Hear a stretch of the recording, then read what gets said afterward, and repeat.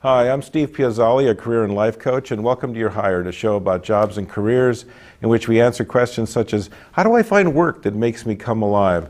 How do I get that job I want and deserve? How do I improve performance and get a raise or a promotion? We're going to answer these questions and many more by having on the show knowledgeable, lively guests, and we certainly have one today. Before I introduce them, though, I'd like to invite you to check out my website where we've added the 12 keys to getting a great job. You can sign up for my free career newsletter there, and you can find out about the career coaching I do. And primarily what I do is work with people one-on-one to help them define and reach their goals faster than they would on their own. This usually ends up saving time, money, and a lot of stress, plus with having an emphasis of landing them in a job that's a good fit for them. The information on this is at www.bayareacareercoach.com. That's www.bayareacareercoach.com. Well, we have Paul D'Souza with us today. He is a turnaround specialist and a sales thought leader. Did I get that right? Absolutely. And he's going to help us answer some pretty difficult questions such as, what am I interested in? What do I want to do? How can I live a more powerful life, a more authentic life? And he's come up with he has a philosophy that combines a philosophy of work with a philosophy of life. It's fascinating. I can't wait to ask him about this. And welcome, Paul. Thank you. Thank you so much for having me here. All right. Why don't you tell us what you do and the path you took to getting here? Cool. Not the actual route to the studio, but the... Yeah, right. So, you know, through the years, I worked on who I am and what do I do. And what I do really is help people move powerfully to prosperity. So my blog is actually Power to Prosperity. Now, how did I get here? It's a long story, you know, from all the way from India. I grew up in India in the early days, and I came here and did my master's in social work.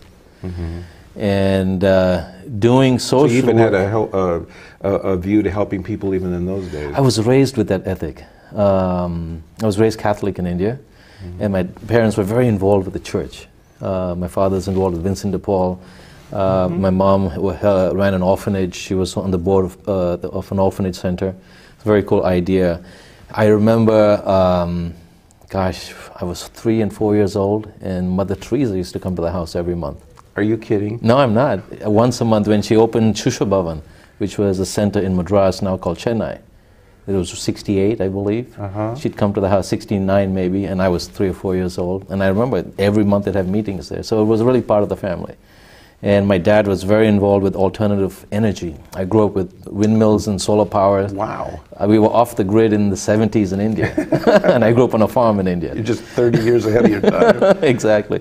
So, but my journey in the U.S. is really, when I came here, was... I can't explain how it started, but I think pain was my teacher. That's how I first started. And I came in, I did a degree in social work. I was an intern and assistant to the lobbyist in the United Way. Then I ran an agency for Travelers Aid in Cincinnati, the old franchise for nonprofits, helping immigrants and refugees. Did a lot of that service. And then I realized, I need more money to survive. This is not cutting it, right? And that journey took me down fantastic paths. I always had the ability to take risks, if you would. I didn't see them as risks, but I said I just wanted experiences. I always wanted to see, okay, what was that? But from an experiential standpoint, not necessarily reading books. I graze, but I write a lot. I don't read that much, but I like to experience it. You do things. I do things, yeah. So I've done a lot, and I started selling. I ran, a salsa nightclub for a while, right? I sold chicken, seafood, and steaks out of a truck, just to learn sales and people. And I have to say, I also did a lot of self-discovery, studied human awareness for 20 years, from the Chinese philosophies of the Tao, to Christian mysticism. Spent time with the monks in Gethsemane, Kentucky, the guys that make the fruitcake and things like that. Wow. But had a great time just experiencing things and learning more about myself. And I funded myself as a salesman. I learned to sell on the streets of Madras. That's what I always tell people. Because India is a land of people have been doing business for thousands of years, and you grow up with it. I can't explain it.